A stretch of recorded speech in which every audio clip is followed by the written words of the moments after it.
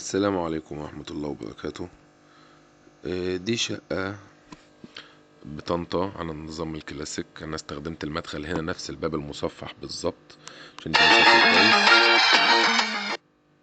والشقة دي طبعا البانوهات اللي على الحيطة لأنها على النظام الكلاسيك زي ما ذكرت أولا، ومعمول جبس بلدي وتبتين. ودي الطرقة اللي في داخل باب الشقة، ودي أكباس مالديني مضيئة، شركة محترمة خامتها نظيفة جدا. ودي كشافات طوارئ عشان النور لما يقطع. الدهانات انا استخدمتها قطيفة. استخدمت كلاسيك وايت من جوتن في الاسقف. البورسلين المستخدم بورسلين هندي. ورق الحائط ورق حائط مستورد كوري. استخدمت سبوتات سيتورج اضاءتها كويسة جدا. طبعا هنا التكييف لسه مركبش. ده شغل التبتين. ده طقم فرنساوي اللي هو في السقف. طبعا الحتة دي كلها عاملينها قطيفة. طبعا الفيش والأكباس في المتناول، في فيش ثلاثية فيش ثنائية عشان صاحب الشقة يكون عنده كل استخداماته. ده المطبخ طبعا استخدمت فيه الخشمونيوم ال3D. وطبعا كل حاجة فيه بلت ان، الفرن بلت ان، البوتاجاز بلت ان، الرخام جالاكسي. ده طبعا السقف انا مستخدم فيه نظام الاكليريك. هو معلش الفيديو مش واضح شوية. ده طبعا الحلة من هانز، ودي افضل حلل بالنسبة للحلل الحوض، ما بتسودش ونضيفة وصناعة كوري. طبعا كل حاجة هنا بلت ان. بلعت المطبخ ودي مهمة جدا في المطبخ وانا بحب اعملها. وطبعا الشفاط بتاعي. دي ترابيزة بتتقفل وبتتفتح طبعا عشان لو نستخدمها في ان احنا هنعمل عليها اي حاجة يعني. ده سقف الحمام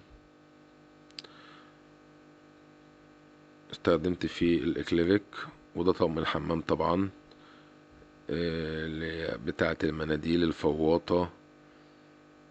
ده سخان فوري.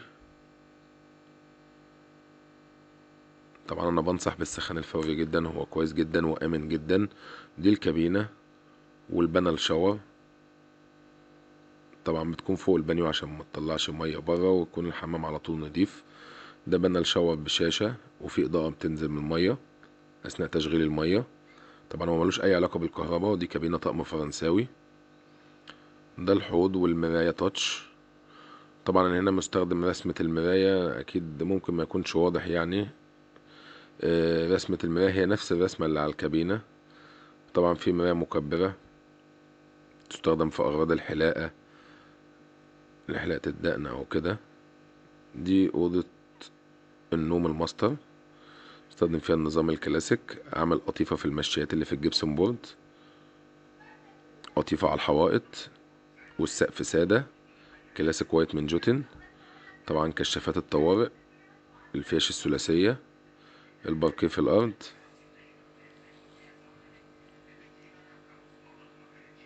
سبوتات سيتورج. شغل التبتين على خفيف جدا. طبعا مكان التكييف لسه طبعا مركبش. وديت أوضة البنت. طبعا الأرض متلمعة عشان محدش يقول لنا ان انا لاعب في الفيديو او كده يعني. دي اوضه البنت. السقف على شكل بيتلز خنفسه، يعني طبعا ده كان طلبها. استخدمت CNC في النص. استخدمت كشافات فيها الوانات مختلفه. ده ورق الحائط مستورد برضو، خامته نضيفه جدا ومعذرة ان هو مش باين في الفيديو قوي.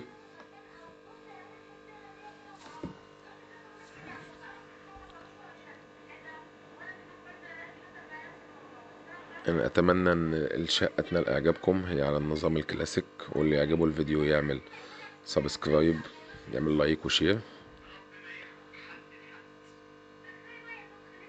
دي الأوضة التانية بتاعة الولد. مستخدم القطيفة في الأسقف، مستخدم القطيفة في الحوائط، ومستخدم لون الفانيليا لاتيه المشهور. والتكييف طبعا برضو لسه مركبش. طبعا بنكون عاملين حساب الدولاب، حساب السرير هيكون فين عشان الفيش اللي جنبه فيش الموبايل.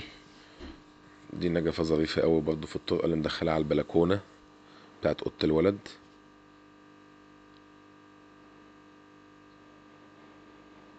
اتمنى ان الشقة تنال اعجابكم. والشقة دي على فكرة خدت مني مجهود جامد جدا.